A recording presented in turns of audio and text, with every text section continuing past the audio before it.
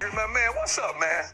What up, what up, what up? Let me tell you something, man. We've been playing this game a long time with these beautiful initials NFL. And there's only Yeah. one man, Derek Thomas, that has registered more sacks than you did today. That has to be an awesome feeling.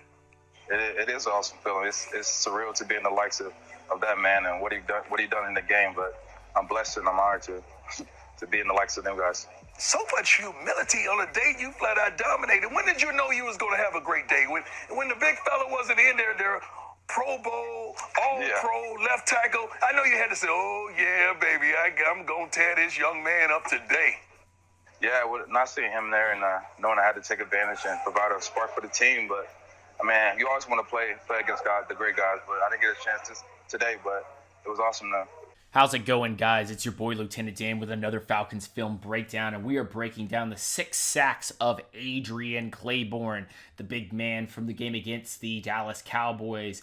We're not going to forget about all of the things that happen with the rest of the defensive line. In fact, we will try to break down, from what we can, what's going on with the Falcons defensive line.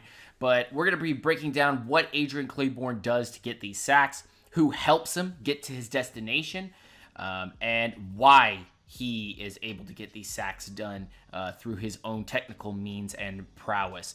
Now, I will put an asterisk on this, is that this is not the premier left tackle of the Dallas Cowboys. This is a third-year, third-round tackle, and he's just a sack of potatoes, and that's all offensive linemen with the Atlanta Falcons playing against him. But this is especially a very deep sack of potatoes right here. He's just not very good. And unfortunately, it's a sad, sad day for him, nonetheless. You know what I'm saying? So, sad, sad day for this guy. Anyway, point is that you're going to see Adrian Clayborn on the top of your screen here. And usually the Falcons use a bunch technique on a 4-3 under. They put one guy extra wide as either the speed rusher or the power rusher that's going to individually do his job, and everyone else is going to clog the running lane and keep to their gap assignments. Usually they put this on the other side with Clayborn and Shelby, Poe, Grady Jarrett, Courtney Upshaw. And they'll use Takk McKinley or Vic Beasley out on the edge over here against right tackles. In this particular situation, they knew they weren't going up against the best left tackle, and they wanted to see if they could expose a mismatch. So let's watch here Adrian Clayborn in this mismatch against a sack of potatoes. You're going to see Adrian get good off, and he's going to swipe the hands, move to the inside. He's going to make sure that he bends inside. He doesn't arc. And he's going to get to Dak Prescott. But there's one part of this that nobody's going to talk about, and that is the impact of Takk McKinley on this particular play. Let's watch. Celebrate, big man. You got a sack, your first sack of the day. You're going to see Takk McKinley. And this is very important because I would do a regular video all on its own, just on Takk. But you see Adrian out on the side over here. He's going to make his way to the inside. He's going to swipe at the hands, and then he's going to come back around and get this sack. And what's going to happen on this side is you're going to have Courtney Upshaw, and I believe this is Dontari Poe or Derek Shelby, and they're going to push to the inside here. And you're going to have Takk McKinley make immediate pressure on this tackle, push him all the way to the inside. It's going to make Dak Prescott hesitate and try to move to the outside over here. He's going to try to go this way with it. And Dontari Poe, the interior line here is going to get a good hold, so he can't take off to his left. And Adrian Clayborn's going to get this sack. Let's watch very quickly. And just watch. Don't worry about Adrian Clayborn. We just saw what happened there, but watch Takk McKinley here against his man. Boom. And Adrian Clayborn gets that sack. Celebrate, big man. Woo! Now, I want you guys to understand on this particular play what's going on here. You have Adrian Clayborn down at the bottom of your screen standing up. And then you have 1, 2, 3 down linemen. These are all linebackers standing back here. So ain't this an odd formation where Adrian Clayborn's standing up? Why? Why is this happening? Well, I guess Dan Quinn believes that this particular type of play will work. And for the most part, I didn't think that Adrian Clayborn was that fast. But watch, he goes out in the coverage, zone. Watch Dak Prescott move up into the pocket. He's going to take off. Adrian Clayborn meets him midfield and hits him behind the line. Looking at Adrian Clayborn standing up, and you have 1, 2, and then there's a third defensive lineman coming over here from Vic Beasley. It's funny to see Vic Beasley's going to come in here. You're going to have your 2 down linemen come in and bunch inside, and Dak Prescott's going to roll outside over here. And I just don't think this is a very smart call, but Adrian Clayborn does make the tackle in the midfield, so open field tackle for Adrian Clayborn. It's just bizarre. it's something. Grady Jarrett kind of acting as a defensive end there, and then you have Adrian Clayborn on the top of your screen there get this tackle. It's bizarre, man. But that counts as a sack. Now here is Adrian Clayborn's 3rd sack of the day.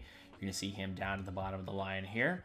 He's going to power rush into this left tackle, try to spin back inside, and he's going to get to Dak Prescott at the end of the play there, and he's going to get a sack fumble. And, man, let me say this. When you're on fire, you're on fire. But when you smash an offensive lineman like that and then cause the quarterback to scramble, he's freaking out, and then you strip the ball from that man, something. That's something, man. You're just on when you're on fire, you're on fire. And like I'm just saying, when you're on fire, you're on fire. If you're coming around the side, you hit the left tackle, and then you spin back inside and make your way over here and get this strip sack. I mean. You're working muscle, dude. You're working muscle. Let's watch the rest of the line, too, while we're at it. Adrian Clayborn gets the hit. Vic Beasley's coming out on the outside there. Grady Jarrett on the interior. And just overpowers the man. I mean, what's the left tackle supposed to do? Hold? That's why he's putting his hands off of him. And then just takes the ball right from him, dude. Just...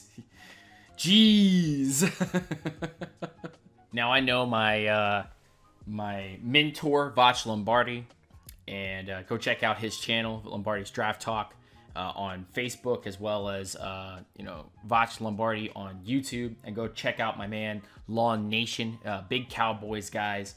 But they were having fits. I know they were having fits on this play, hitting a man in the head and all that. You can see Adrian Clayborn at the bottom of your screen.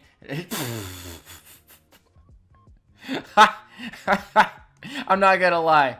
I had this whole speech prepared. I was gonna tell you what was going on, but when you see a man do an RKO, what is this left tackle doing? Let's break this down just a little bit. Let's slow it down, actually. He engages the left tackle and just whizzes by him. What, the left tackle looked like he tried to bear hug him just a little bit and then had butter on his hands from eating popcorn or something. And Adrian Clayborn just, goes right past him. Dak Prescott has no idea what's going on. Not a clue. And then RKO, man. It's like Randy Orton in here. And good on Adrian Clayborn. I know that it doesn't matter to Vach Lombardi or to Law Nation, but good on Adrian Clayborn for not completely following through on this sack, for just, when he's down, because if he had, that would have been a penalty in my eyes. This is not a penalty in my eyes. You whiz by a guy, you hit him in the back, and you're just a bigger dude than he is. Too bad, so sad type of deal. But, when you have Clayborn out here and you're not going to block the man, you're going to let him get a free pass. I think this video is turning more into, jeez, really? Let's go back for just a second. But this video is slowly turning into what this left tackle did wrong. First of all, you've got proper stance. When you engage him, he just slaps your hands right out of the way. And look, you're putting your crown of your helmet down. What is that? Get your quarterback killed, man. See him back up at the wide defensive end spot. You got that bunch down at the bottom again. It's just setting up the mismatch. If this side of the line is stronger, you're going to put your stronger guys out here. You're going to put more guys out on the other side. But you're playing to the mismatch that's going on right now with this left tackle has been just terrible. And you can actually see the left guard pointing at Adrian Clayborn. And it's 2 guys versus 1. And if this left tackle, right at this particular moment, just pushes Clayborn inside, he gets help. And instead, he just goes right around and gets the sack. I said it on Law Nation's show, and I'll say it again on my own show, on this video, for the record, that this left tackle is garbage. This left tackle is complete garbage. Sorry, this guy right here is garbage, and this guy is even more garbage for not trying to help him. He just stayed the course. Like, this man is pointing. He's like, yeah, look, it's Adrian Clayborn, the guy that you've been beat multiple times. You need to come out here and you need to block, and then I will come inside and block for you. What's the deal here? I don't understand. And he's pointing at him. He's pointing at him. I just don't understand. Stop. Hammer time. What are y'all doing? Like, look at those feet. They're so close together. How can you not get beat? Same move. Same move from the last couple sacks. Slapping your arm and going around you. What are you doing? There's nobody in front of you. Hold on 1 second. There's nobody in front of this man. There's nobody here. What are you doing? Why are you not going around him and blocking? Like, you turn your head and it's too late. It's too late. Adrian Clayborn's already got your quarterback. Now, okay. This one, I'm going to agree with Law Nation and Lombardi's Draft Talk and all those guys that this one should have been a face mask penalty. This should have been a face mask penalty. But I guess the refs just kind of choked on the whistle there. I don't think the other penalty that they claim happened was an actual penalty. This one definitely was. But, I mean, I don't know. Maybe I'm a Falcons homer. But he looks like he just throws his hand into the general direction and hits the face mask. But again, I just think that maybe this one is more of a call than the one that they say is a no call from before, getting hit in the back of the head, helmet to helmet. But tell me what you think in the comments below. What do you think? Is that a penalty or not? And then, again, this is just the same move. Slap the hands, go around. He's quick, man. He is quick. Adrian Clayborn is quick. Let's look at it from here. Adrian Clayborn on the right-hand side of your screen. Boom. Hits those hands. Boom. Hits that hand. Boom. Takk McKinley comes up with the fumble. Watch the rest of the line here. Everything's pretty contained. I mean, Dak can't really go anywhere unless he goes straight up the middle of the field. And he's trying to go through his progressions, but this left tackle is literally being worn like a cape on Adrian Clayborn, and Clayborn just boop, pops her right out.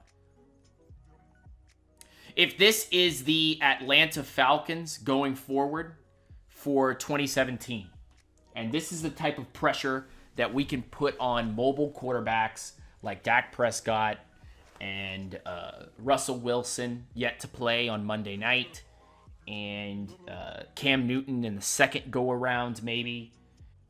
But if the Atlanta Falcons could put pressure like this, then I believe that this team can be more complete. Yes, there's actually a sack that we missed from I believe, Brooks Reed. That counts as 7. And then there is a sack from Dontari Poe that gets right up the middle of the line.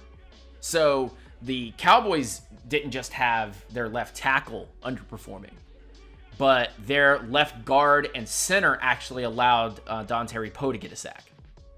So, I don't want to hear the Cowboys fans whining, complaining about 2 pieces, 3 pieces being out and the Falcons coming out there to play. This was just straight manhandling from the start, and the Falcons played up to par where they needed to be playing at offensively and defensively. Thank you for watching the video, guys. If you like the channel, please support us by hitting the subscribe button. Also hit the notification button as well so that you get notified when my channel goes live or when I put videos out. Please do make sure that it's not set to occasionally. Please make sure that it's set to all notifications so that YouTube does not block you. Also, do make sure that you hit us up on Patreon at Patreon/unintentional grounding or /UNGR show, as well as hit us up at UNGR_show on Twitter and go support us there. My name is Lieutenant Dan, and this was a Falcons film breakdown.